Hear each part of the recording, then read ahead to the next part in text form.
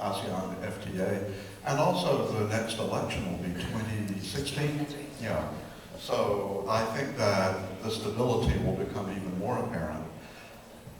I think that the Philippines may be seen as a real interesting bottom of the pyramid kind of development market. And if this is done well, microfinancing is actually quite active in the Philippines. And when I was looking around at what's going on, I'm even seeing the term micro-entrepreneur, which I've never heard before. But it seems to be an entrepreneur that's using microfinance. I think that those things will catch on. I think that we will see cross-pollination from there into other areas that have major development that can be done. Things to watch out for. I would make sure that the processes do continue to develop, the standards continue to develop along with the economy. In this stage of the economy, it's kind of anything goes, like a gold rush. And so as companies grow, right, it's not the creation of new companies, it's their growth that really matters. They really do need to make sure that their processes also continue to improve. So the specialists, the people who can do expert consulting, the people who can do mentoring will be very important in the Philippines. I guess historically, what I'd like to see in the next few years is traction from all the advisory efforts by entrepreneurial programs, Dado's message in education and commitment to leadership. And so these efforts, which have been going on for decades, I think we'll start to see the results of stable government, really good educational production of talent, and we'll see. I think you kind of have to trust the system. Okay. One of the challenges I always ran into whenever I analyze the Philippines is you have to work with the historical legacy of the families, the cultural sensitivities, and you have to trust that the system will still be motivated by good business decision making, venture capital, market needs, and the application of enabling technology. So you get this kind of convergence, just like we do here in Silicon Valley, but in the unique context of the Philippine history and culture. I think that's what makes it really interesting. Okay, great. So we'd like to open it up to the audience if anyone has questions.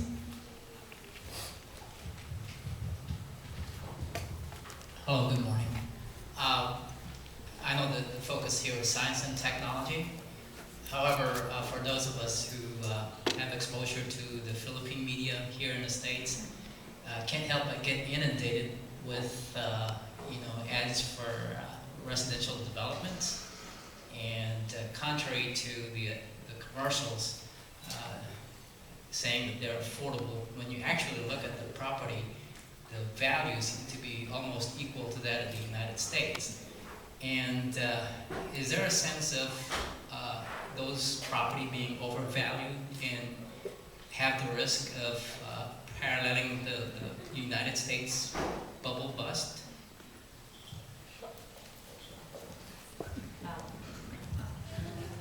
One of the comments that I can make, and we actually have someone here from Ayala Land who may be able to answer that question.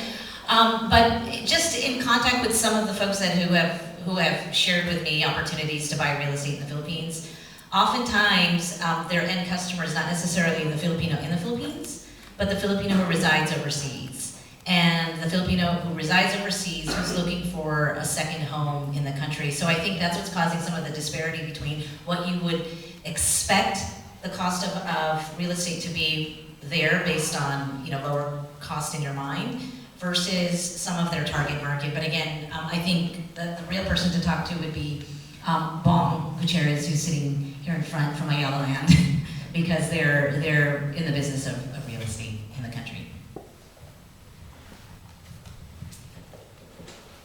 I am not sure that the kind of bubble burst that happened here would happen there, because everything that's happening in the Philippines is on a mostly cash transactions. And while the advertisements are happening here, many of the people back home are buying actually, because I think our middle class is slowly growing, and they're being helped by their parents who have already been successful. They put in half of the money, and many.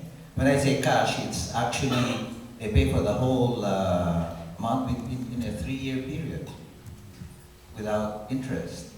So if they can afford it there, that means people have money. And we've been told that the Philippine economy is very liquid, at this point.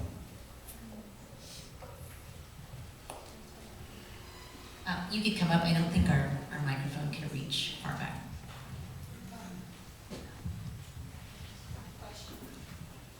I want to thank everybody. I've lived here for so long, but I've seen, the hardships, not just in the Philippines, but also Filipino Americans here. And we have at-risk youths who are really brilliant kids, but there seems to be no outreach for our Filipino American kids here, who are brilliant in IT, in science, in agriculture. Have you had any plans actually to not just outreach in the Philippines, but also outreach here in the United States? And also, another thing is, there's also been some issues, with our agriculture sector in the Philippines. Is there a way that you can actually connect, IT with agriculture?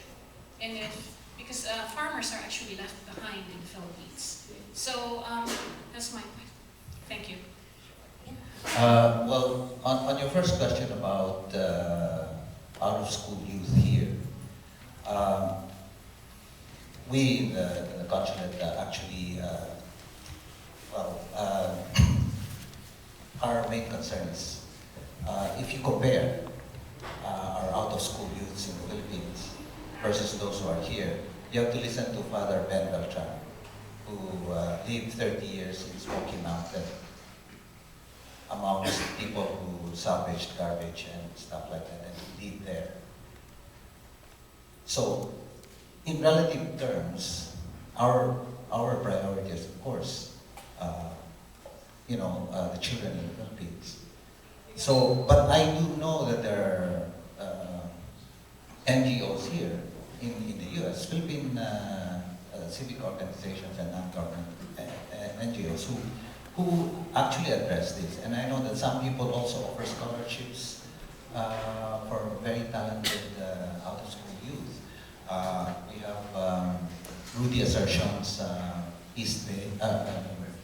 West Bay, who take in school youth after school in the South of Market.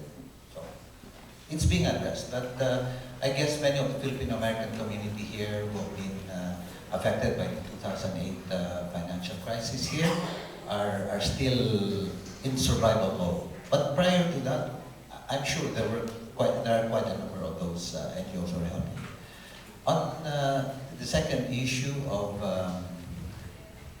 your second question about agriculture, there are quite a number of startups in the Philippines who are addressing the issue on a technical basis, like developing ways of identifying, for instance, how much